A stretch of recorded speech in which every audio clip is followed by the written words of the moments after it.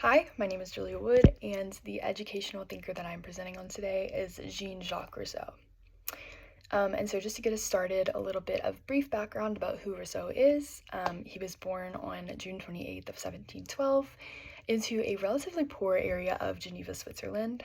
And he definitely had what you could describe as a bit of a troubling childhood.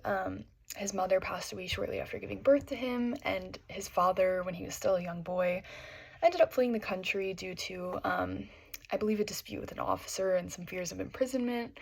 And so Rousseau was left in the hands of his uncle until he turned age 16, in which he then proceeded to sort of explore Europe, travel around, meet different people, explore for himself.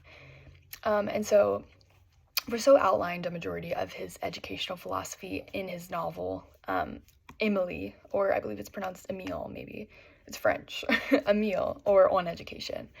And so I wanted to read the opening quote from this novel, which is, "Everything is good as it leaves the hands of the author or creator of things, that is, God. Everything degenerates in the hands of man." And so I felt this quote was very sort of all-encompassing of his educational philosophy, which we'll see as we get into it.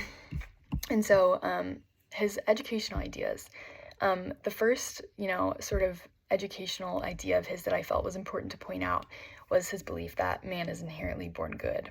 And so Rousseau sort of believed that we are all at birth good, and we have within us the capacities to either develop into the best version of ourselves or the worst version of ourselves. And so any sort of unfavorable development that a child undergoes is strictly due to poor influences, essentially. And so he really disagreed with any educator exploiting passions like rivalry, jealousy, vanity, those sort of unfavorable vices. And instead, Rousseau sort of believed that educators' main goal should be to really ensure a healthy development of the child and to sort of shield him away from poor influences, aka other children. And so that takes us right into our second educational idea, is this idea of a negative education, which, to summarize, a negative education, I believe, was coined by Rousseau himself, and it sort of aims to, I suppose it sort of aims to preserve the child and to keep him in this protected state away from poor influences. And so it's all about letting the child explore and kind of providing the child this protected space with his relatives and maybe a mentor or two, in which he can just explore for himself, he can develop and really develop his sense of self before he has the chance to be corrupted by other influences. And so this, Rousseau believed, should be the ideal education. And so until the age of 12, Rousseau believed that children should have no formal education, just this idea of negative education, where they're protected, they're at home with their families, and they're just sort of exploring and developing their sense of selves. And then at the age of 12, Rousseau believed that children should go on to receive formal education, in which they are able to use these learned skills and everything that they sort of attained during this time in order to apply that to more practical, conceptions. And so that also leads us into our third educational idea of his that I wanted to highlight, which is a high view of nature. And so, as a typical romantic thinker, Rousseau very highly favored nature. He sort of viewed it as the life force of humanity. And so he really believed that humans must be allowed to connect with nature. However, this is like sort of disrupted by modern society, by formal education. And so we see in his novel, Emile, or On Education, his imaginary pupil, Emile, is sort of, he allows the child to be instructed by nature rather than by him. And so he's very much less concerned with books and teaching the child facts, and he's more emphasizing teaching the child to think for himself, to explore, to develop his senses in nature, that sort of thing. And so jumping right into his educational impact, I personally disagree with much of Rousseau's philosophy on education, as I'll get into in a little bit. But I really do think there are several key values and ideas of his that have, significantly positively impacted education, that I really wanted to highlight. And so the first of these is this idea of child-centered learning.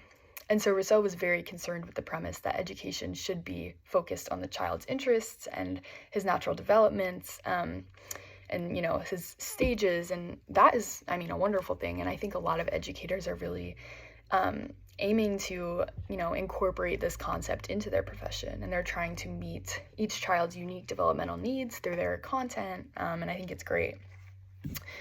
And the next one I wanted to highlight was learning through experience. And of course, Rousseau was not the first or the only person to, believe that the best way for children to learn was through direct experiences, but this was something that he definitely asserted in his work. And I think this is definitely seen commonly today, especially in younger children, with a lot of educators aiming to sort of provide, hands-on experiences and fun experiments, things that the children can do to engage their five senses in order to learn the material. And I think that that is really great.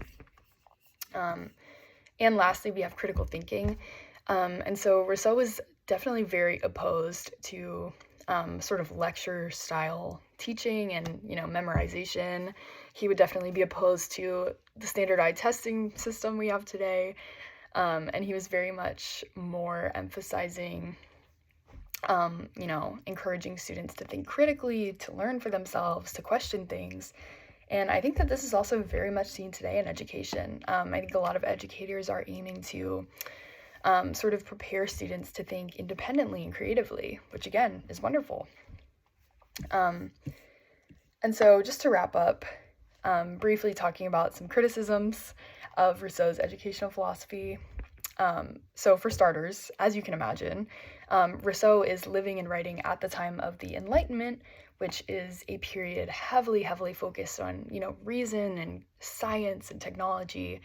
And he's a romantic writer and thinker. And so he's very much criticized by intellectual thinkers of the time for his assertion that, reason and science and all this stuff is not a worthy endeavor, and men should instead, return to nature, return to themselves. And so, of course, he was criticized for that at the time even. And I think that that is sort of an expected criticism, and I also think it holds a lot of merit today. And my personal criticism, there's a lot that I could, pick apart and say about Rousseau's educational philosophy. But I think the one that really stood out to me is his belief that man is born inherently good. And so as a Christian educator and as someone who, holds that to be true, I definitely disagree with this. King David writes in Psalm 51:5, "Behold, I was brought forth in iniquity, and in sin did my mother conceive me."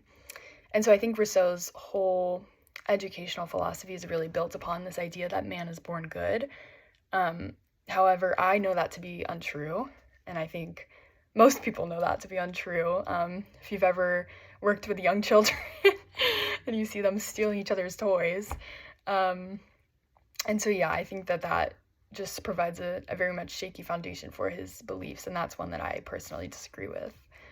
And yeah, thank you very much.